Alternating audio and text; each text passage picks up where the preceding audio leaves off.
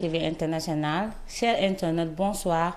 Encore ravi d'être avec vous seen émission nii la comme ni ñu koy defee saa su ne tey nag jeudi 11 mars 2021 mu nekk jour boo xam ne président de la République da ko décrété comme deuil national kii di deuil national parce que li xew fan yi mujj am ay ndaw ñoo xam ne dañoo ñàkk seen ay bakkan mu nekk lu metti mu nekk lu tiis Sénégal yëpp sëngeemu tey pour metti lu ko pour masawu ko moo tax tey ñu mënuñu door te duñ ci wax bu ñu jógee ci loolu ñëw si thème bi toujours muy comment préserver la paix sociale ñu si ànd ak Pape Amadou Mbodj muy entrepreneur en même temps nekk président de l'office des petites entreprises du Sénégal ñu si ànd aussi ak Khadija Malal Ndiaye ak Maguette Diallo Pape Amadou ñu ngi lay nuyu.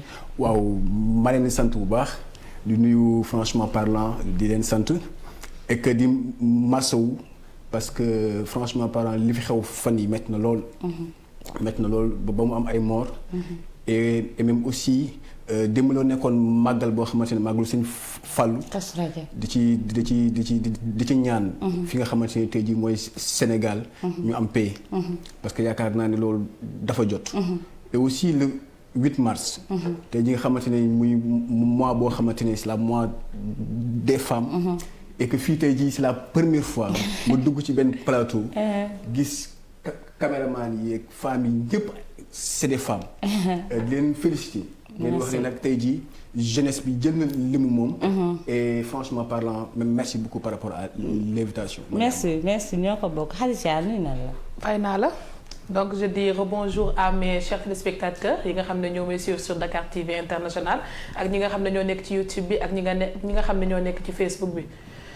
di kontaan mbégte toujours d'être sur ce plateau et de le partager avec toi. ñu la gën a kontaan di ànd ak yow saa su ne Maguette nu ngi lay nuyu. salaamaaleykum nuyu naa leen nuyu naa suñu invité bi Pape Amadou ñu ngi lay dalal. bu baax la merci maa yaa ngi ci jàmm. waaw maa ngi sant yàlla macha allah stress bi wàcc na. bu baax sax bu baax macha allah. dellu si waat encore suñu thème ñu jëm cee xuus rek incha allah te yaakaar naa dina andi njëriñ bu bëri. incha allah. bu xoolee sax tey comme deuil national bi comme ni ma ko évoqué sànq moom moo waraloon thème bi ñu jël ko ci semaine bi mu di ñaan aussi di mastawu famille yi nga xam ne ñàkk nañ ci wala am nañ ci ay gaañ-gaañ parce que lu mel nii bëgg xamewuñ ko Sénégal te bëggewuñ ko Sénégal mais Pape Amadou bu ñu gisee li mel nii situation yu mel nii tey ba waral tey deuil national am kon tey am na lu xew ba indi fitna ba indi moogam loo xam ne kenn mënu koo rafetlu loo xam ne kenn mënu koo nangu si jamono ji ci démocratie bu ñuy wootee démocratie bu ñuy wootee équité bu ñuy wootee jàmm salaam maintenant ñun ndaw en tant que ndaw parce que on parle à la jeunesse parce que dañ nekk ci dëkk boo xam ne li ëpp ci ñun ay ndaw lañ on dit 70% de notre population ay ndaw lañ kon bu ñuy wax ñoom la ñuy waxal te jàmm ji ñuy woo di ko ñaan ci lan la war a tënku yow. waaw dafa war a nekk ci naasi la xaq bil xaq dëgg parce que tey jii loolu moo téye ñëpp. bu fekkee dafa am fen tôt ou tard dafay feeñ. et que aussi ñun ñu nekk ndaw ñun ñoo war a xam ne Sénégal ñoo ko moom. Sénégal ñoo ko moom moo tax tey waruñu ñu ko mën a yàq. ñu mën a nekk ay ndaw yu responsable. ay ndaw yu entreprenante mu loolu sommation boobu. mooy jox.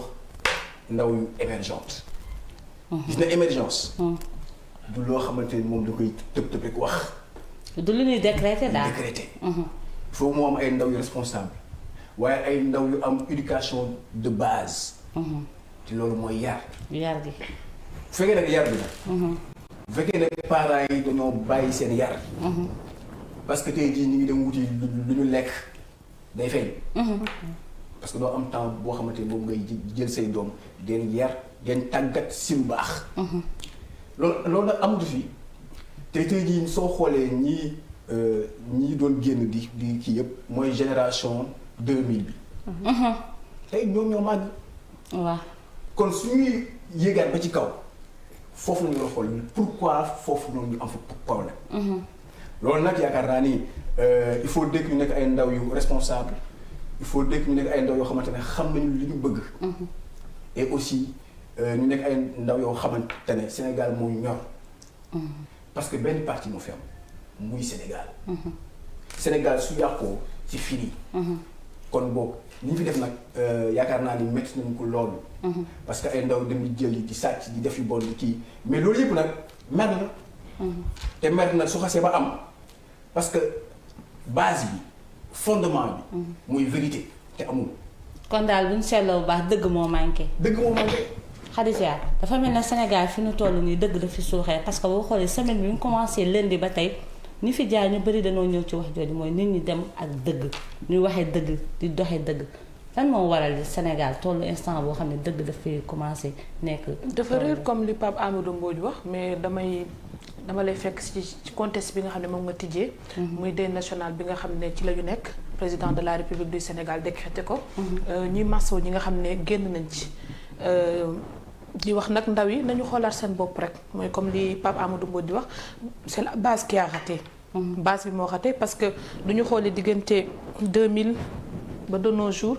jeunes yooyu nga xam ne ñoo màgg ñoom ñoo nekk di révolté wu. donc nañu xoolaat yar bi bu baax a baax. nañu xoolaat yar bi Maguette. bu ñu nee base bi moo raté ça veut dire que ndaw ñi noo am problème parce que comme nu mu ko waxee léegi bu ñu seetloo mooy génération 2000 mooy xale yu judd 2000 ak léegi boo xoolee mooy ñu am 20 ans 19 wala wàcc jëm suuf kon man je me dis que est-ce que ndaw ñooñu ils sont responsables est-ce que de responsabilité bi ci parents yi la ci kaw d'abord avant mu egg si ndaw ñi. exactement déjà balaa loolu sax maa ngi jaale ñëpp. ndax Sénégal ñëpp a nekk en deuil. ka nga am ci mbokk ka nga bañ ci am mbokk ñëpp a nekk en deuil.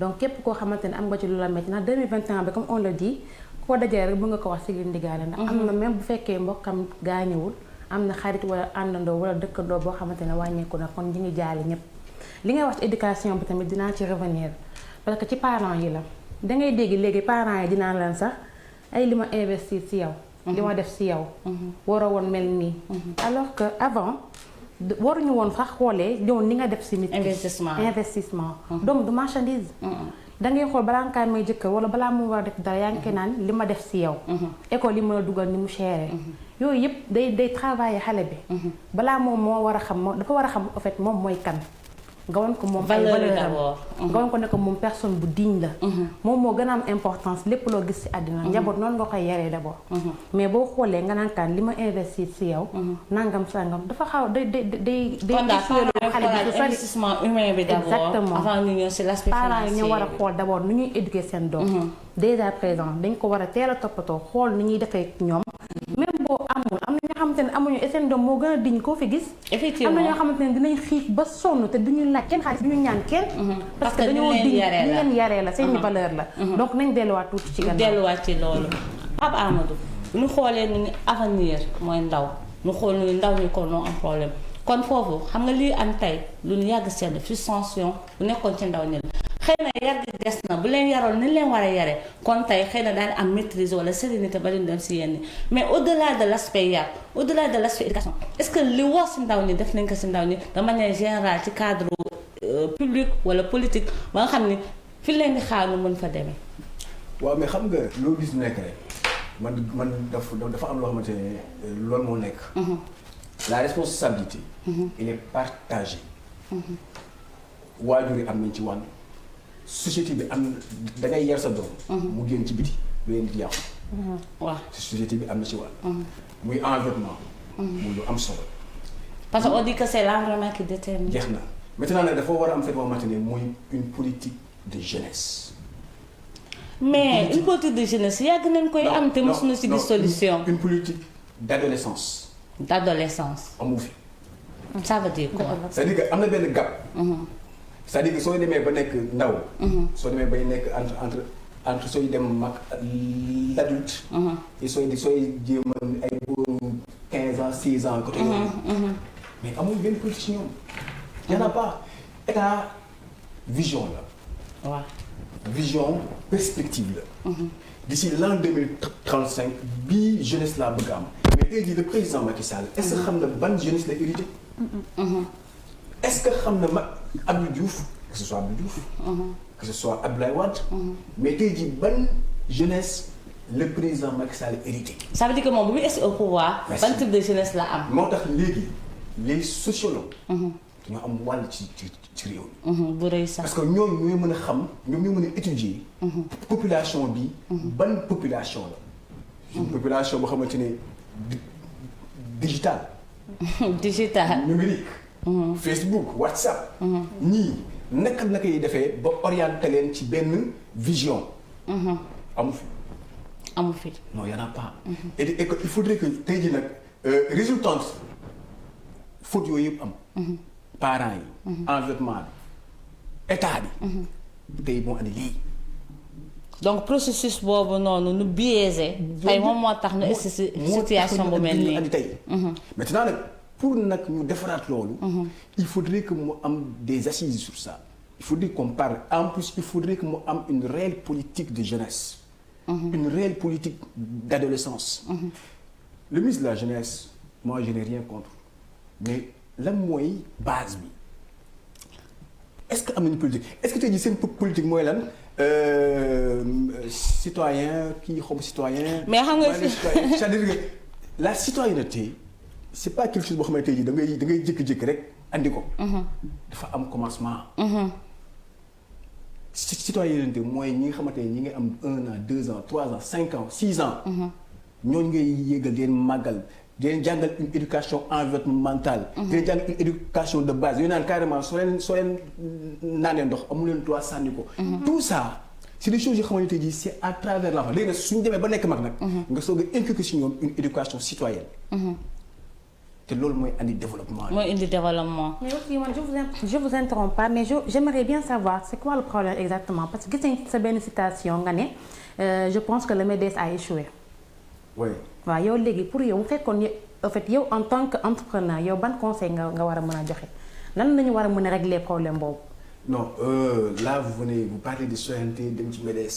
waaw parce que lépp ci entrepreneur la après waaw mooy le côté de l'entrepreneuriat. xam nga c'est-à-dire que tey jii xam nga ñun quand on essaie de créer l'OPES Office des petites entreprises.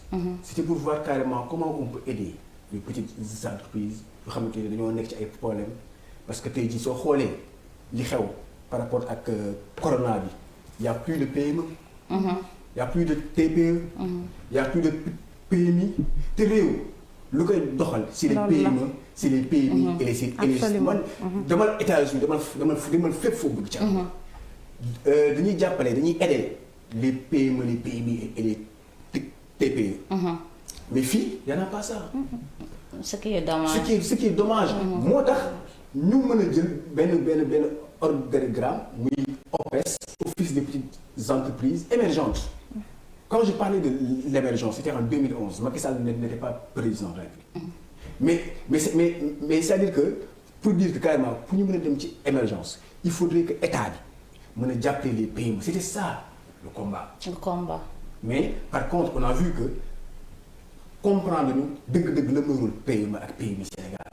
les jeunes souffrent tey jii ay xale yu ndaw ñooy liggéey di am seen fu bopp mais ils sont pas aidés. amuñu cadre bi permettre ñu am lu ñu war. cadre bi n'est pas propice pour ndaw ñu mën a demal seen bopp amal seen bopp. mais Khadija bu ñu waxtee si sànq dafa wax lu am solo mooy les politiques de jeunesse on a vu que nos états depuis des décennies dañuy échoué ci loolu parce que le ministère de la jeunesse on dit que lan lay liggéey parce que quand on parle de ministère de la jeunesse on parle de vacances citoyennes on nous parle de financement des jeunes on nous parle de entrepreneuriat entreprise mais quelle politique de jeunesse ba nga xam ne yow ndaw mi comme ni nga ko waxee politique d'adolescence bi est-ce que âge bi ba mu âge bi di nga ko encadrer def si moom li war ba bu ëllëgee mu nekk type de sénégalais bi nga bëgg pour sa askan. loolu nag question bu ma rafetlu la comme ni ko Pape Amadou Mbodj waxee bu njëkk ba dañ doon am éducation sanitaire.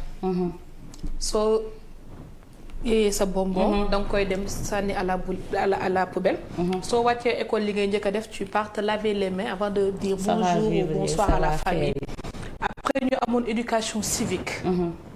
da ngay teel a yee xale bi. tel ko xamal. les nations. ba pare relation bi nga xam ne dafa doon am parent enfant amatul. manque de temps comme ni ko Pape Abdou Mbodj waxee. xale bi dafay jàngi génn ci mbedd bi dem. papaam wala waajuram dafay dem wuti ji lu mu lekk wala lu mu naan. xam nga kon kooku amul temps wu yar. kooku lu doomam lekk ak lu doomam naan loolu la tal. ñu teg fi nag ministère de la jeunesse. du ñu ne ministère de la jeunesse jeunes yi ñoo ko war a tax a jóg. léegi yow mi nga xam ne ay vacances citoyennes neex na. bëri na bu njëkk ba xale dañ leen doon dajale sax di leen jàngal nan la ñuy jëmbatee garab. nan lañ koy roosee. ñii di dem alxuraan di def talaata xaw ma talaata la je pense les mercredis quand tu amee 25 francs. yooyu bi da doon bokk ci àllarba da doon bokk ci éducation xale bi. léegi yow ñu jox le ministère de la jeunesse ne la yow jeune réew mi. la ñu bëgg nga viser leen. maintenant yow li nga war a def mooy segmenter xam xale yi. statistique bi nga xam ne am na ñoo xam ne ñoom ñoo koy liggéey. nga daan ne am naa ko mel ni Pape Amadou Mbodj il est entrepreneur il a sa société. lu muy def moom jàppale xale yi ñoo ko tax a jóg les petites et moyennes entreprises ñoom lay jéem a copter ñu mën a am association mën leen dimbali ñu liggéey léegi yow kooku da nga ko fay romb. daal di ne léegi j'ai décrété plus de 150 milliards. daal di xool Khadija mu neex la pour ses beaux yeux. caricature am. nga daal di ñëw ne ko oui la jeunesse mu daal di ñëw ne la oui monsieur le ministre à Thiès y a ça y a ça et à Louga y a ça à Saint-Louis y a ça nga ne ko oui je te donne 50 milliards mu ñëw tëdd këram. xool amul woon oto xool appartement ba mu dëkkoon baaxul mu ñëw njëkk dem changer boppam. ñoo ne la wii wàcc naa ci terrain bi j'ai vu les jeunes gis naa xale yi ñii nañ football la ñu bëgg a def gis naa ñii nee nañ lii lañ bëgg a def. alors que xaalis bi sax yeggul fa mu war a yegg. suivi moo amul ci ministère de la jeunesse qu'on se dise la vérité. amul suivi xaalis bi day dugg fonds yi dañuy ñëw. mais du ñu des fan la xaalis bi di aw. gis nga ces petites sociétés là yi nga xam ne ñoom seen génération. tëj nañ ko am nañ ko ñoom ñoo koy gérer seen bopp. ñoom ñooy dem à l'étranger dem wuti seen i collaboration dem wuti ay partenaires. ñoom ñooy créer ñoom ñooy nekk ci réew mi di jéem a suuxal seen bopp. du ñuy def dara sax duñ ko tuddee amaana di nga gis dinañ ñëw dañ naan ah laissez-moi ce dossier là-bas.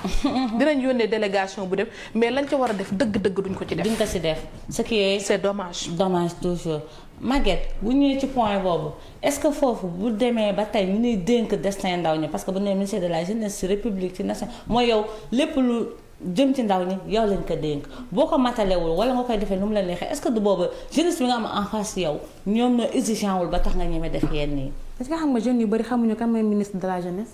xamuñu ko. xamuñu sax turam. duñ ko romboon sax duñ ko xam. parce que au fait nit ki duñ la jox rek da nga ko war a jël dénk ko nit. yow balaa ngaa dénk nit bien vrai que mën nga ko dénk nag parce que xel du doy. mais yow da nga war a jugaat encore du gàtt ci terrain bi encadré waat jeunes yi. xoolaat ñoom ñooy kan xoolaat lan la ñuy soxla demande bi surtout jeunes yi lan la ñuy soxla il faut que nga xoolaat loolu. exemple bu ñu la ko dénkoon mën nga ne bu ñu ma ko dénkoon moom comme ni Khadija wax rek parce que jigéen moom mooy loolu mais am na jigéen ñoo xamante ne Mariem da leen a jaral seen bakkan parce que fi ñu toll di naan jigéen mënul loolu dafay tax ñu gën a am jom daf leen di permettre ëllëg ci biir bu ñu leen ko dénkoon source de motivation la en plus motivation la bu ñu leen ko dénkoon dinañ dugg ci jeunes yi xool lan mooy problème bi comme ni ñu ko waxee tànnin bi des na ba pare parents yi amuñu temps ndeysaan amuñu temps bu ñu amoon temps xëy na ñoom ñoo ñu jàngal lu bëri mais léegi ñun nunu yi sax la ñu gën a xam xale yi léegi nunu yi la ñu gën a xam bu ñu la dénkee daal mbir fonction am na ñu xam ne lii mooy sa rôle motal ko mooy tax ëllëg si biir foo jàll doo sëgg parce que ñàkk temps boobu ñu bëri ñoo ngi koy ñaawlu mais crise la àdduna moo demee foo xam dafa metti foog yaay xëy papa xëy pour le minimum mën a mat si kër gi du coup xale yi noo ci empathie mais tey buñ nee dal buñ nee parce que li xew frustration la quoi qu'on puisse dire même si le cas Sonko a été prétexte bi ndaw ñu utiliser pour def wane seen bopp wane seen mer wane na ni sonn na ni mënatuñu est-ce que du ñàkk emploi bi la est-ce que mën na ni wax jàmm tey tabax Sénégal bu dal bu am jàmm sans wax ci emploi sans wut ay solution pour ndaw bu ne am emploi bu digne. bon moi je pense que ne solution mënu am. tant que on n'a pas tropicalisé l'employabilité. tropicalisé. sénégalisé ok. l'employabilité c'est-à-dire que ne le ministre de la jeunesse. le ministre de l'emploi bokkuñu domaine. le ministre de la jeunesse mën na du joxe emploi. non peut-être mën na am benn politique de jeunesse bu mu war a imposer teg peut-être mën na ñàkk fond mais ministre de l'emploi et de l'apprentissage et de la formation surtout la formation professionnelle loolu tey jii mooy tax li Khadija wax sànq dafa am solo da ngay gis nga politique dafa yàq réew mi. et il est temps que li xew fii mu nekk benn opportunité pour que l'État mën a toog def benn séance de vérité toog teg ne carrément li fi am nii lu tax mu yegg si. gars yi situation bi c'est à ce niveau. bon gars yi naan c'est grâce à Sonko mais non Sénégalais yi les jeunes sont fatigués. wax naa ko ci benn émission naa leen da ngay toog fii xamoo jàngoo xamoo sax yow fan nga jëm. nga ñëw bokk benn parti politique. un financement waroo am une coloration politique. une formation professionnelle waroo am benn appartenance politique. ñëpp ci war a yem. ñëpp ci war a yem. maintenant man dama nekk par exemple man maay gérer benn financement. les leaders politiques dañuy naan am naa quota 5 personnes. kii 6 personnes kii 7 personnes jànguñu xamuñu lu xew. ñu andi 5 jeunes. benn mérite la ne am bokk c'est parti. jeex na ku nekk c'est-à-dire que benn gâteau bu ñu jël di ko xaaj ku nekk am ku nekk am. te ñëpp bokk ko. et ki nga xamante ne moom nañu jox xaalis bi. benn affaire la moo nekk ci bopp bi xaalisu nguur la du ma ko delloo. amul rendre compte. damay jël xaalis bi dama koy lekk dama koy tabaxee sama kër sama yaay nekk sama wet man sama doom yëpp doom yi diw tekk na yow tekkoo yaa ngi topp Macky Sall amoo dara mu am benn pression boo xam ne mi ci yow. léegi nag loolu yëpp da nga ko war a toog waxtaanee ko. gis nga politique bi tant que sénégalisé wuñ ko. tant que tey jii kii di jaay gerte caaf xamul ne carrément bokk na ci réew mi. ñu am benn tissu économique. par rapport ak suñuy base par rapport ak suñuy réalité économique sociale et culturelle. loolu nañu war a defee. suñu base loolu moo manqué. alors que tey jii gars yi nekk di wax ni yëpp xamuñu emploi parce que suñu xamoon emploi. mën nañu non c'est possible de créer des emplois au Sénégal. mais on te dit tout le temps que. bëri na fii li ñu fi mën a def. Sénégal terrain vierge la. on peut créer des millions et des millions d'emplois mën na nekk. mais on parle toujours de moyens. que on n'a pas les moyens qu'il faut pour ndaw ñëpp mën a am liggéey. mais attends mais je dis une chose le budget de fonctionnement depuis 2000 bi Abdoulaye Wade nekkee ba léegi. de la DER FONGIP. FONSIS ak bi Abdoulaye Wade commencé. ba léegi. agence yu ñu créé par rapport à l'emploi. le budget de fonctionnement waxuma investissement de. fonctionnement rek ça pouvait créer des milliers et des milliers d'emplois. waxuma la rek investissement. te foofu part da nga wax lu am solo mooy sénégaliser. parce que xam nga ñun looloo ñu rey Sénégal mu ni wax li ñu taadeloo loolu si la bokk parce que dañuy copier loo xam ne ci beneen réalité dëkk la bëgg ñoo adapté ko suñuy dëkk te du nekk en phase. du am adéquation.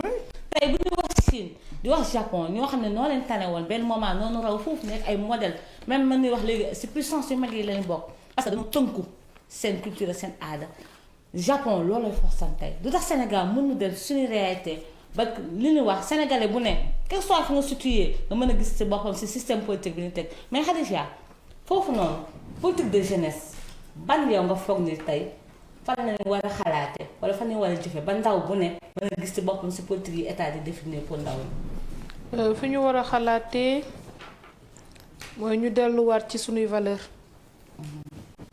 aada ak cosaan.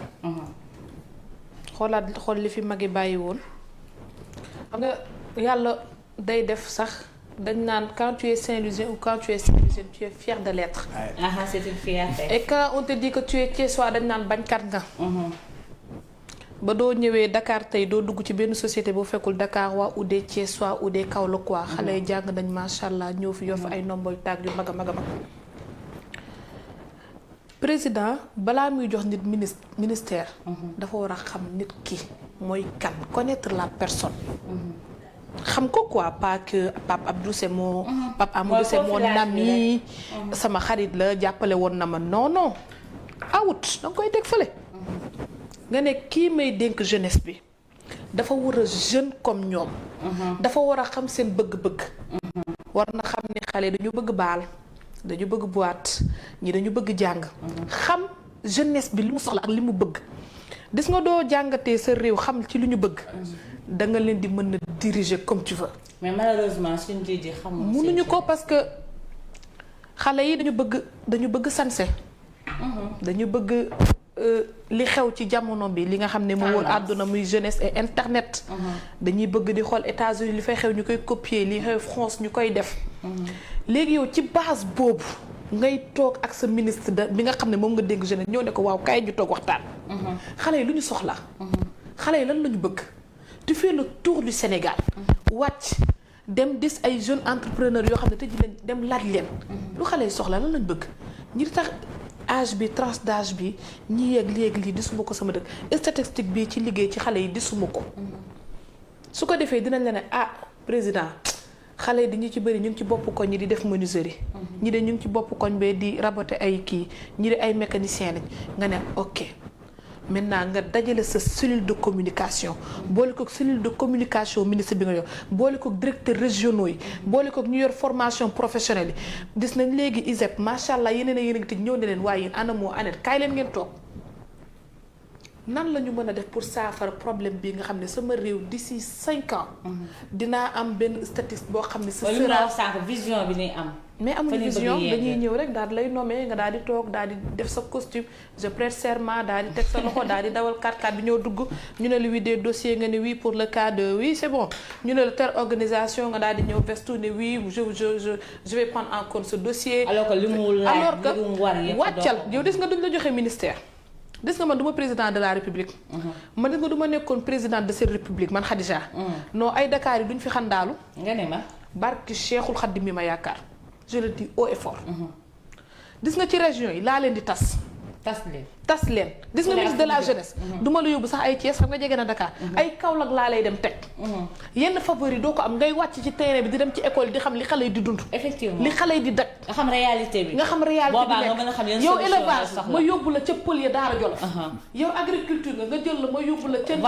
ca Mbàkke Kajoor nga xam lan mooy suuf nga xam. yow lii mooy sëg ba jox la lii. mais ñëpp dañ leen jël descendre teg leen biir Dakar. du heure yu wàcc jotee gis ñu naan pim pim pim pim ñu leen di klaxonné di leen xàllal yoon. alors que li ñu xaar si ñoom dara marché. alors que defuñu un tiers ci li ñu leen sant. effectivement le président xam na bu baax ni li tax mu génn moom. xam ne jeunes yi war na yëkkati tant de milliards jagleel leen ko. parce que xam na ni sa jeunesse là dañu mer. sa jeunesse là am nañu loo xam ne tey bu doon dañuy continuer di xeex dañ ko def gis nga c'est pas Sonko le problème. gis nga Sonko du dara ci problème mu xale yi lijjantiwuñ ko. gis nga ki war a falu xale yi incha allahu dañ koy. fal ba jotee dañ ko fal. Maguette. waaw maa ngi affaire bi lépp affaire de génération la. affaire de génération. waaw lépp affaire de génération la. et on dit que chaque génération am na mission. exactement en fait ki nga xamante ne moom la ñu fal. dina war a xool d'abord warul nekk mag yooyu sax bu ñu fekkee dañ la fal rek. ministère secrétaire yi. waaw danga war a bokk ak génération pour jeune ak jeunes yi. ndax yow en fait pour nga xam diw lan la soxla xoolee ko ci sa bopp ba pare. wala nga xool yow bi ngay nekk jeune lan nga soxla woon kan moo la jàppale woon lan moo tax mu jàppale la yow nga jéem a jàppale ñooñu loolu gëm sa bopp foog naa ko mën nañu wax côté boobu la aussi nit ki warul rëy yi nga prophète waxoon na bon duma jànguma nag comme ni ko nit ñi kiiwee mais waxoon nañ ko ne boo wàccee sa bopp yàlla yéegal la te boo rëyee doo dugg àjjana donc yaakaar naa loolu képp ko xamante ne jàng nga rek ko nga ko xam yow nga nekk jiit nga ñàkk nekk jiit wàccee sa bopp nit ki boo wàccee sa bopp rek dañ lay yéegal nga toog ak sa population nga waxtaan ak ñoom nga defal leen xool lu ñu soxla xam ne yaa njaboote ñëpp loolu rek moom moo la ci mën génnee loolu moo tax nit ñi defaat leen seen biir xol loolu rek la Pape Amadou d'après li nga dégg fii yëpp quelle piste de solution pour ndaw ñi parce que résoudre le problème des jeunes mooy résoudre situation climat bi crise yi tension yi tout ça c'est lié parce que ndaw ñi bu ñu nekkul à l'aise ndaw ñi bu ñu gisul seen bopp ci li xew ndaw ñi duñu mën a dal duñu mën a am retenue te xam nga nag dafa metti nga judd si dëgg màgg ci yaa xam jàngoo yaa xam métier nga jàng te mënoo am lenn loo xam ne source de revenu boo xam ne nga vivre dignement c'est douloureux aussi. solution bi mi ngi fi la solution elle est là benn solution rek laay joxe. mu amul droit joxe lépp parce que aussi Macky Sall mooy fal te moo xam ñu fal. mais am nañu droit proposer ko ñun. am nañu droit proposer ko. mais dama la benn affaire bu exemple. c'est-à-dire que tey jii on est à 16 millions d'habitants. Il y a les enfants qui naissent gars yi ngi jur. les enfants qui naissent. C'est-à-dire que la demande elle est là. C'est-à-dire que tey jii man j'habite à Pikine mais da ngay toog xool xale yi mais tu as peur. ñii fu ñu dugg. muy benn problème en apportant une solution. par rapport ak li fi war a def c'est-à-dire que Sénégal dañoo perdre benn politique de concurrence sur le plan agriculture. léegi xamal si Sénégal ci lan la ñuy toog naan carrément man maa ko gagné. oui on a le Sénégal va présider l'Union africaine en 2022 jotagul. alors que c'est pas ça Mariama. xam nga la moo nekk le but. les urgences du moment nekk na foofu xam nga la mooy le but. nañ dem bon ci Saloum dem Waalo. dagg tool yi jël 1000 jeunes jël 2000 jeunes. teg leen dem leen carrément dem leen dugal fonction publique. ak ngeen am avantage. nekk ay fonctionnaires de l'État. def leen yëpp ay fonctionnaires dem leen bay. dama bëgg d'ici 2025 2035 wala 2100 loo xam. dama bëgg Sénégal nekk premier pays exportateur de gombo. d'arachide. nga xam ne carrément yow yaa ngi bay pour exporter. mais non là non seulement da ngay créer des milliers d'emplois. loolu benn exemple la parmi tant d'autres. même sur le plan communautaire par rapport aux communes. la réponse peut être communautaire. le développement à partir des communes on pouvait trouver des. beaucoup d'emplois j'en ai bëri na. on peut créer beaucoup d'emplois. donc daal bu ñu la déggee mooy volonté politique moo leen manqué. man ne la 350 milliards yi Macky Sall di génnee su ko deful comme ni koy def da nga koy sànniwaat ci. comme 1000 milliards yi la ni mu defoon noonu lay mel. alors que tey jii on peut travailler sur benn ci loo xamante tey jii Sénégal non seulement. c'est-à-dire qu'on a perdu beaucoup de temps. sur le plan agriculture sur le plan élevage sur le plan environnemental sur le plan sanitaire il y a beaucoup de choses yoo xamante ne war nañu gis nga santé. ak environnement ak l'agriculture rien que ces trois aspects-là peuvent créer des millions et des millions d'emplois. des millions d'emplois. maintenant nag est-ce que ñi fi teg am nañu xalaat ak loolu non kii wax na ko léegi da nga gis benn koo xamante ne jàngul xamul ñu ñëw jox ko 150 milliards ne ko gérer. nous man Macky Sall non je suis pas demandeur. su ma fekkee sax man bu ma kenn fay. mais rien que à Pikine. rien que à Pikine on peut créer presque 500 000 emplois. rien qu'à Pikine. rien qu'à Pikine. solution mi ngi fii yana mi ngi fii maintenant ñi nekk nag Pikine wala ñi nekk feneen ils vont dire que non Pape Amadou surtout Kabirou Mbodj la maire bi la bëgg. automatiquement c'est ça leur propre les moyens. déjà dagale étiquette bu mu lay dagal ne la carrément non Pape Amadou Mbodj. réalité sénégalaise aussi. booy bi mairie alors que c'est pas ça tu viens. nous on a laissé tout en Europe on a tout laissé aux États-Unis on a tout laissé fépp ñu waat Sénégal. pour suñu dëkk. et je suis content de voir des jeunes comme ça yu gëm seen bopp. mais ngir yàlla ak yonent bi état bi na teg benn cadre. buy permettre qualité jeune bu nekk mën a éclater. mën a éclater wu. mais sinon dañuy teg suñu bagage jël suñu avion demaat suñu yoon. Khadija sur ce point. je suis tout à fait d'accord avec lui. doo yëgati. non tey je passe. ah bon. non je passe. am nga lu rëy. non je passe. non je suis content parce que Mariama. li mu wax lépp dafa am solo. xam nga li mu wax la banlieue. dafa nekk lu rëy. effectivement te ñoom dañ koy banaliser. dañ koy fàtte. dañ koy daw sax. bëgguñu ko. non. te gis nga banlieue bi macha allah. non y a beaucoup de choses là-bas. man su ma demee Pikine wala ma dem fenn di doxantu ci mbedd bi parce que daf may arrivé ma jékki-jékki rek jël taxi rek wàcc di dox nii comme à l'air libre sans rien. di étudier zone di xool comme Pikine man daf ma neex. damay wàccee tali bu mag. jaar restaurant Ndayane jënd fa jus wàcc dox. prolongé je fais le tour di doxantu comme ça jënduma dara. di dox di xale yi ni ñu amee jot. ñii ñi ngi jaay jiin ñii ñi ngi daaj bal. ñii ñi ngi nas ay fer di jaay ñii ñi ngi ràbb ay sër di ko jaay. ñooy jaay or ñi ngi jaay or. donc pour te montrer que yow ñi ngay daw doo leen defoon nii coup de mer. ñu yéegalal la sa réew. yéegalal la sa PIB. mottali la sa PNB. mais dañ koy fàtte. malheureusement Maguette. sur ce point. en fait ñoom la plupart ci kii bi la ñuy dëkk ci banlieue bi la ñuy dëkk mais une fois ñu fal leen rek daw nañ. toxalali. toxu dem nañ zone résidentielle. dem yeneen zone. di daw xamatuñu waa banlieue ba bu ñu rombee ña ngay def vitre teintée xàmmetuñu kenn. fekk na amaana sax ñoom ñoo doon dimbale. da ngay loolu moom mooy jàng déphasage bi ngay gis après. ñu noonu. mais attends mais benn exemple la Chine pourquoi mu nekk un pays. Très développé. parce que lan la parce que ils ont benn démographie bu exceptionnelle. Pikine on a et dañ ko utiliser comme avantage. Pikine y a presque 1 million et quelques d'habitants. mais soo xoolee soo fekkee da ngaa yeewu suba da ngay ñëw c'est-à-dire que da ngay xool waa Tigo je fais la pub excuse-moi. opérateurs yi. ñëppay ñëw. waa Sinico ñëppay ñëw def seen ay stand commencé jaay parce que xam nañ ne c'est un marché économique. Maintenant ñun ñi xamante tey jii je donne un exemple terre à terre les JO 2026. mais man su ma nekkoon maire de la ville de Pikine je dis au président de la République JO 2026 doo leen jaar Pikine di dem Diamniadio te te Pikine du am les normes internationaux. Pikine lan la war a xaar par rapport ak JO 2026. te 15 programmes financiers jeunes yi nekk foofu ñëpp am emploi. c'est possible. Bien sûr. mais ils ne le font pas.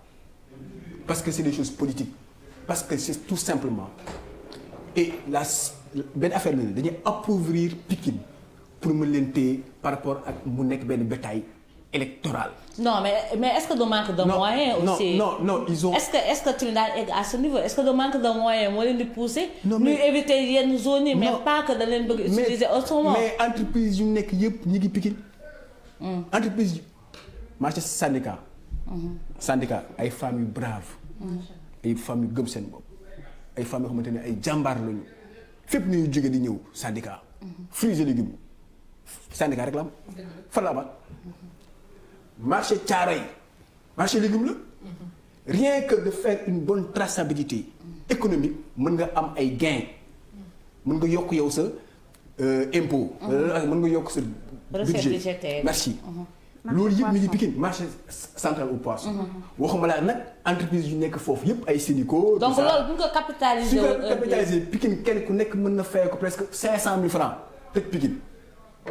je dis au président de la République du ñu romb fii dem Diamniadio di bàyyi Pikine je ne du ma ko accepter da ngay financer suñu projet Pikine nekk une ville verte une ville laa wax de c'est pas lii di ville de c'est pas une ville non. Excuse-moi, peut-être thème bi la. mais la cause de Pikine c'est la cause des banlieues te président wax. banlieue yëpp noo am le même problème. c'est la colère des banlieues. il l'a dit l'autre jour. c'est la colère des banlieues. pourquoi ñu sonn. parce que dañ leen négliger. parce que dañoo voilà et les gens sont fatigués mag yi dañoo sonn. xale yi dañoo sonn ñëpp a sonn mais ñëppay génn. effectivement c'est tout à fait naturel. est-ce qu'on a pas un problème de leadership dans nos pays. parce que muy Mariama. doo ne Pikine war nga ne Guédiawaye ñu ne ay bandi fu dëkk. sérieusement non est-ce que y a cette non je pense que on le dit mais stigmatisation boobu est-ce que ñoom ñeme nañu ko def à ce point. loolu ñun ñoo koy wax rek pour yéen. ñun dañ koy wax mais ñun fañ koy xalaatee moo gën a moo gën a mauvais. ah bon pour bañ a jaar ci benn terme olaf bi pour ne pas vexer beaucoup de gens si doo ne Pikine ñu ne non y a que des voyous. sérieusement. non je te jure parce que man xam naa Pikine. comme je te l'ai dit dama fay dem. dama fa am ay ñoo xam ne samay xarit lañ. dañ may woo uniquement moom xam na resto bi ma ko damay toog ci mbedd bi. damay sanse donc nit ñi sax duñ ma gisee ma toog parce que boobu defaguma lox si et tout dañ may toog di ma xool naan ki la war a def fi ak la war a toog ak ñii parce que man boobu damay toog di waxtaan ak ñoom pour dugg ci seen mentalité. pour xam leen. seen état d'esprit. xam ñoom lu ñu toll. gis nga ko ci dogal rek dama bëgg dem kaaw ba. dama bëgg a def li ma ne la non mais fii am na liggéey Baye Fall bi fii doo fi toogee da ngay liggéey de. fii doo fi xëyee daaj ji bal léegi xanaa 200 sax nga jaay mais yooyu lañ dul am. dañu am opportunité te li mu wax nii man tamit je suis tout à fait d'accord avec lui. balaa nga may jéggi nan maa ngi dem. ma ne la moo tax ma ne est-ce que on n'a pas un problème moo tax ma ne est-ce que on n'a pas un problème de leadership. parce que moom li mu xalaat loolu ñaar bi xalaatoon xëy na loolu nga wax moo am problème de leadership. parce que yow boo bokkee fenn di liggéey ci état bokk ci gox tu dois être représentatif. ça veut dire que lépp lu am sa askan am ci wàllam. gis ci boppam ba nga xam ne ku ne wul njiit bu ne defoon noonu ci localité. kon problème du am. mu dem ci kanam. je vous damay jël exemple sama maam El Hadj Kabirou bu muy def ay initiative xool day yeewu 8 heures. temps yu mag 8 heures temps Pikine. c'est-à-dire que li fa nekk yëpp moom jamonoy Senghor c'est-à-dire que yow jamonoy Senghor ngay defar ay tali. une mairie defar ay tali. complexe bi moom la. sapeur-pompier bi moom la. stade Alassane Djigo moom la. stade bi nekk fee au niveau de Guédiawaye moom la. lépp c'est lui à part moom depuis 1996 ba léegi y a eu tellement de maires amul kenn ku posé xam nga lu ma wax ne ma pap ñi maires yi jëluñu ay initiative xamuñu initiative jël initiative carrément ne man fii lii laa fi bëgg a def par force taakal le président ne ko lii dafay am par force toi tu es l'oncle du président de la République mais man su ma nekkoon oncle président bi balaa may def dara balaa may génn fii maire de Pikine 5 ans yi je ferai de Pikine une ville non c'est malheureux. mooy li ñu doon wax rek mooy problème mu nit la ñu am parce que nit ñi noo am problème parce que le plus souvent on dit que affaire yi si nit ñi la parce que lu tax parce que yow yenn initiative bi waroo xaar kenn di la ko wax yow yaa ko war a yëgal sa bopp sant rek sa bopp def ko balaa ñu la koy wax mais aussi ça revient sur le problème de la formation. Ouais. Parce que aussi si on veut être maire si on veut être ministre député sans avoir le leadership amul njëriñ sans être patriotique amul njëriñ est-ce que du les critères yi ñuy tànnee moo xam les élus locaux la moo xam les élus assemblée la moo xam mairie la moo xam ministre la il faut qu'on redéfinisse les critères pour servir ce pays manqué. oui loolu rek moom moo ñu manqué amuñu ñi nga xamante ne ñoom ñoo ñu mën a conseiller duñu wax dëgg mais ñu ngi ragal suñu njiit yi duñu leen wax dëgg encore une fois mën naa ci. complexe la non mais jeex na. ku ci nekk yaa ngi xool li nga xamante ne moom. non mais dañuy naan rajo bu yàggee loolu taal suñu dëkk yi. non mais complexe bi jeex na. c'est fini. nga yaakaar ko. avec la révolution là. waaw exactement c'est fini. mais ku ci nekk yaa ngi xool li nga xamante ne yow moom moo la arrangé moom moo la jëmale yow kanam nga wax ko. mais sa askan nu nga koy sa askan fàtte nga ko seeni doom jàngee wuñ fi. Khadija mais ñu suñuy doom ñu ngi fi.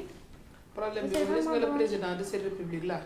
il a eu à gérer des fonctions yoo xam ne avant d'être président de la république moo la gën a xam ne taw. am na at bu ñu bëri amul avant nekk président. nekkoon na comme monsieur Elie il a dit hier il était à ICS. jóge fa dem Petrosen. il a galopé. waaw am xëy am kër. xëy da doon taaba di louer. par ci par là. ñu jógeeti ñu jox la ay nombol tànk yu gën a ministre de l'intérieur doo ko nekkee ci réew rek xam nga li xew ci seen dëkk ñu jógeeti ci loolu nga nekk président de l'Assemblée nationale di fa dajanteeg député yi gis nga ngay campagne nit ñi nekk fii di xeex yow nga nekk yow àll bi nga dugg ak banlieue bi ñoo la voteel kon moom il est au courant de tout ce qui se passe mais il a d'autres préoccupations gis nga ñii lu ñu bëgg rek dañ koy def gis nga ba mu xoolee xam ne dëkk baa ngi boy nit ñi naan na wax na ba mu waxee toogaat na réfléchir moo génnaat kenn génnewu ko kenn ne ko sexalu ko ne ko kaay nga wax moo wax ne sama jeunesse bi xam naa ni ñi dañ maa mel naa yëkkati nangami milliards teg ko ci kaw taal bi ñu xool léegi nag gis nga nangami milliards yooyu dañ teg dañu fexe ba dañ ko respecté dañ ko jaarale ci yoon duñ ko jaarale ci woon jeunes yaa ngi fi de pare xeer yaa ngi fi ñoo dàq gis nga ñi leen di bër ñoom ñoo leen dàq xeex xale yi dañuy xeex 24 heures sur 24 dem naa ni ndox ñëw taxawaat te léegi Pape Amadou wax na ko muy c'est révolu parce que crise bi mu gis woon nañu ko booy yi dootul nangu li nangu woon démb booy yi doon xaar nu fàttalee nag oublier leen fële di lijjanti seen ay mbir sans ñoom kon attente yi ndaw ñi xaas ñoom xam na ne bu ñu ko deful par A ou par B ndaw ñi di wane waa seen bopp loolu moom je pense que le message est clair maintenant cette souffrance là qui fait que booy yi di révolté wu di taal dëkk bi ba mu egsi si niveau bii ba tey ñu nekk si deuil national souffrance boobu loolu yaakaar moo ko mën a calmer pour le moment. mooy régler mooy am ay solution yoo xamante ne tey jii mooy c'est-à-dire que ne ñu gars yi muyee la may gis nga dañuy wax rek mais gars yi léegi ci benn slogan la ñu am naka dañuy renverser tendance bi boo Macky Sall mu am confiance ak jeunesse bi. muy rétablir cette rupture de confiance bi amoon entre moom ak jeunesse. parce que la bataille de l'opinion publique c'est perdu. Ils ont perdu ça, le pouvoir. yaakaar nga. Non, mais l'État est fort de. Non, l'État est fort, mais le peuple est souverain. waaw te nag léegi nag loolu ñoom naka nañuy def ba changer loolu génne na 350 milliards. nañu fexe ba 350 milliards yooyu jeunesse bi xam carrément ni lii c'est une solution. ci 1 an ils peuvent changer ça. ñu gis ci seen bopp. 1 an ils peuvent changer cela avec c'est-à-dire il faut une réelle volonté politique ak un problème de casting. de casting. waaw da ngay ñëw jël benn ministre war a casting de. ngeen ministre nga xam nga xew. war a casting ñëpp ñëw def erreur bu monumentale doo ko sanctionné doo réprimer. mais dafa yéeme. mais instant bi mais aussi ñun ñu xam ne ñoo nekk war a jeune ñun ñoo war a xam suñu bopp war a dem liggéey. ñu exigeant. dem liggéey am lu ñu bëgg suñu bopp am lu ñu bëgg. xam ne affaire bi mënuñu ko am ci foofu. tey jii benn affaire am na maa ngi koy wax léegi les PME les PMI les TPE jeex na. le secteur informel moo fi nekk. secteur informel bi à 80% ngeen baal ma c'est géré par les Peuls. les Guinéens. les Guinéens. ñoo ko géré instant bi ñu toll nii. Sénégal lu muy mën joxe jaay ma. jaay ma. ak ñun moom ay consommateurs yu mag leen. dañoo mën a fekk ko consommer. dañoo mën a xeeb léegi loolu lu bari dañ koy xeeb amuñu def. benn solution ban emploi ñu war a teg. te loolu il faudrait que ñu industrialiser man j'ai entendu le président quand il disait que thon bi Sénégal du ko lekk. parce que amuñu mais nañu créer industrie. du thon exporter ko. mais c'est possible moi je me dis que. initiative yu mel noonu moo ñu manqué c'est intéressant nag Pape Amadou. Ouais. malheureusement xam nga temps bi ça va vite. ouais. maintenant ton dernier mot. Ah bon? jeex na. waaw 4 minutes moo ñu dese. man dama bëggoon nag mu wax ñu tuuti ci. billaay. ci l'organisation de la calebasse de l'excellence que tu organises. ak Ok. fierté. Ouais, ouais. en tant que jeune entrepreneuriat loolu moom di ngeen ñu may wax ñu ci tuuti. waaw waaw. ah bi ñu ko nommé lauréat bi ñu ko nommé lauréat lan la sentir vraiment question yaa ngi di leen ndaw yi di leen teral di leen jox ay raaya donc loolu faaw man nga bëggoon nañ xamaa bu Nice. rafet dina tax gëm ñi gën a gëm seen bopp. on le félicite. mais merci calebasse bi ñu koy def depuis 2009 yàlla dimbali ñu def ko Sénégal def ko France def ko États-Unis j'ai été décoré par le maire de Memphis ñu ngi fa dem Montréal ñu ñëwaat andi ko Pikine andiwaat ko Pikine parce que man Pikine laa am. gis nga ki ko gëm Pikine. non man mënoon naa bàyyi lépp dem sama yoon mais Pikine moom je vis Pikine. le calebasse nag le but c'est juste c'est le mérite qu'on récompense. bi ñuy décorer Amadou Yaakaar Diouf. ak pas mal ak Amadou Sy te muy gérer kii bi au niveau de Mariste. ak Pouponnière de Mbour avec des personnalités ay jeunes yu gëm seen bopp yaakaar naa ni équipe la. équipe bi nag maa leen di sant maa leen di gërëm Pape Amadou Mbodj peut-être moom moo feeñ mais il y a d'autres jeunes ay ñi nga xamante ne tey jii ñi ngi may ñaanal am ñoo xamante ne tey jii parce que lépp nag. benn affaire la gis nga waajur. mooy lépp ci àdduna. mooy lépp. waajur soo ko fonkul. di nga foog ne nit ki li muy gérer ay milliards ñoo koy gérer alors que ñaanu waajur mooy lépp. jeunesse bi fa laa leen di wax nañu fonk seen waajur nañu gëm seen bopp. nañu fonk seen yaay. parce que yaay la moom papa ñu fi xam naa yéen fi nekk yëpp ay seen xeetu papa mais yaay mooy base réussite. donc tey jii ci journée mondiale de la femme. encore une fois. le mois de la femme. waaw journée le mois de la femme. maa ngi félicité bépp femme. commencé ko sama yaay di ko sant di ko. amee na leen njukkal di sant bépp yaay. parce que man nee naa ne ñëpp samay jaay lañu. franchement parlant képp ku ma mat yaay rek sama waajur ga. calebasse nag mi ngi noonu. calebasse la am na trophée vert trophée de l'environnement. am na OPS. récemment on a mis sur pied le groupe 7 environnement média. am na benn magazine bu ñu war a lancer muy tudd Ecolomag ñi ngi fi. initiative yi ñi ngi fi. il faut que jeunesse bi man bi ma créé 7 environnement média. mes premiers employés dama leen ne dama bëgg yéen ñëpp am seen yëfu bopp. tey jii ñoom ñëpp am nañu seen yëfu bopp. te xol la yàlla di fay. sa xol su rafetee nga yéene nit ki li nga am. yàlla xam ne da ngay dëng rek mais du mës a daal. kon nañu fonk waajur yi. di ñaan ci Sénégal jàmm am fii. salaam am fii madame merci à toutes les filles maa ngi leen sant di leen gërëm mais Khadija ak Maguette ba dama yow numéro 2 mais loolu ma mais bon merci. préparation bi léegi la préparation bi saa yu bëri xam naa ne maa ko jot. waaw kay daa ko la jaar. merci beaucoup. waaw damay tàggatoo ak ñi nga xam ne ñoo ñuy seetaan si Dakar TV International di leen wax nag à lundi pour Lille donc xam naa ni dimanche inchallah on sera l'équipe de la nuit. Ouais, exactement, oui, pour inchallah. l'émission Grand Show donc toog leen xaar ko. Coucou, bisous et prenez soin de vous à mes caméramans, je vous adore, je vous love. Ma Sophie yow mi ci kaw réalisation may naa ko Papa Alioune may naa ko Babacar may naa ko képp ku nekk ci biir kër gi merci beaucoup. Maguette say tàgg. waaw di remercier bu baax suñu invité bi. pour rien naan vous êtes l'espoir de la banlieue. gis naa li ngay kaasale bu baax waa Pikine mais del kaasal noonu waa Guédiawaye ak ñeneen ñi de on espère bien vraiment kontaan nañ bu baax ci dalal la suñu plateau bi di ñaan nag pour ñu gën a gëm suñu jeunes yi. gouvernement bi nañ siy jéem a di suruxal suñu quelques jeunes. loolu dina tax ñu xam bu baax la moo nekk ci terrain bi.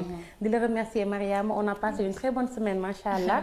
et on espère que thème bi ça vous a servi. et que dina leen mën a gën a guider ci ay leçons yu macha allah daal. Khadija kontaan naa ci semaine bi di nga mën noppaliku incha allah kon on se donne rendez-vous lundi incha allah pour émission. merci Pape Amadou. et dafa neex ngay recevoir yu mel nii. parce que ay référence ngeen ay modèle lañu te on a besoin que njiit yi di leen promouvoir on n'a plus besoin de cette promotion médiocre de certaines personnes yoo xam ne ils ne nous rendent pas service te duñu ay anti modèle lañu on a besoin que yéen ñi def yenn initiative am yenn état d'esprit ñu leen teg ci kanam ngeen nekk ay référence pour ndaw ñi xam ne c'est possible d'être sénégalais nga gëm sa bopp à partir de ta localité nga def dara nekk dara bu mën a yóbbuwaale ñeneen et c'est important kon on les nu leen di woo ci loolu di la remercier Khadija Maguette semaine bi était excellent di remercier téléspectateurs yi ak l'équipe technique di leen jox rendez-vous lundi incha allah. Merci.